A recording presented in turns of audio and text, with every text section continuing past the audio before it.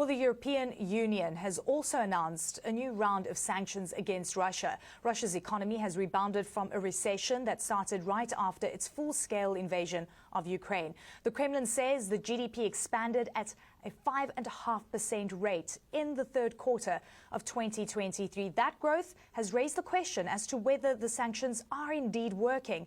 In a recent op-ed for CNN, Ukraine's former top commanders said they were too weak to stop Russia's aggression. Tannebaum is a global anti-financial crime practice leader at Wyman. So great to have you on. Thank you so much for joining us. I mean, the question is these new rounds of sanctions, not only from the EU, but of course, what we've seen coming through from the US. Is it symbolic? Is it going to be enough to actually have a significant impact on the Russian economy and put pressure on Putin?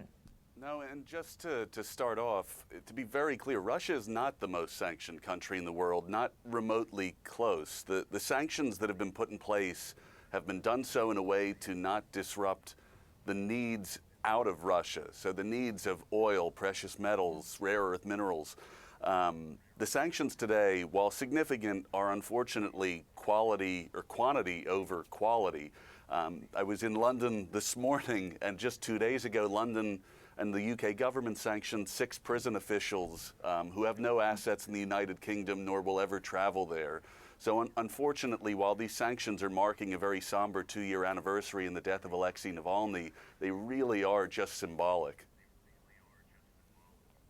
Yeah, I mean, that is a reality check, Daniel, I have to say. I mean, you mentioned oil, for example, and I think a lot of people were anticipating if you really want to put pressure on Putin, then you have to think about, squeezing things in terms of that price cap, which is sitting at $60 a barrel, because that seems in some way to have worked. Even though oil revenues are still flowing into Russia, they found a way around that. Would that have been one of the most important sanctions in this round? I think the oil producers or oil brokers, those that are facilitating the transactions that may be out of compliance with the price cap. Actually, the United Kingdom just yesterday sanctioned a significant Dutch oil broker who was facilitating transactions outside of the price cap. The U.S. did not match, neither did Canada, neither did the EU.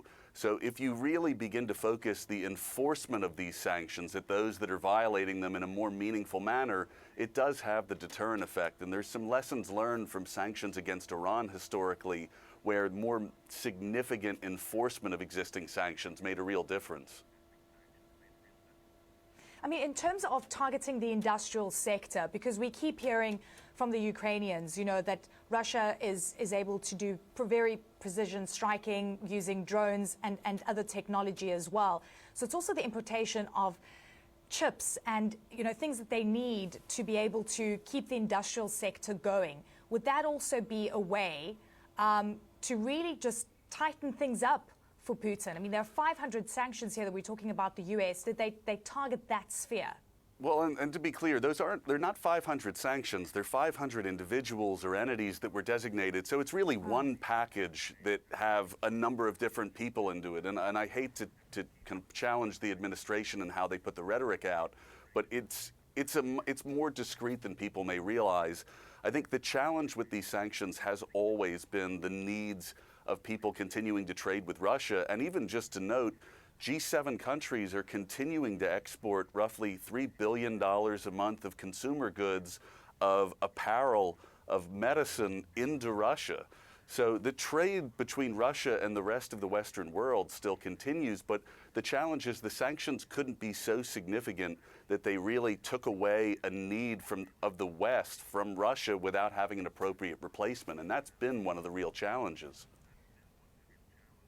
Yeah, I mean, the spillover, right? And we've experienced the spillover. We know what it's done to food prices. We know what it's done to oil prices. I mean, the world has felt these sanctions. So when we hear from EU leaders and we hear from President Biden saying, we're being tough on Putin, are you saying this is just not tough enough? This isn't good enough? Sanctions are only as good as enforcement. The U.S. has had a long track record and has begun enforcing sanctions. The EU just enacted the 13th round of sanctions. They haven't enforced the first. The UK government has begun to build out a more effective enforcement regime, but without enforcement, it doesn't scare people away from the market. And you still see reports of very large Western businesses operating in Russia because in some instances it's perfectly legal. So I'm not saying that it's all bluff and bluster, but realistically, without the enforcement portion of sanctions, they really do lose a lot of the effectiveness. Well, the Russian evasion efforts have definitely stepped up. They've been able to find loopholes. As you say, enforcement is part of this.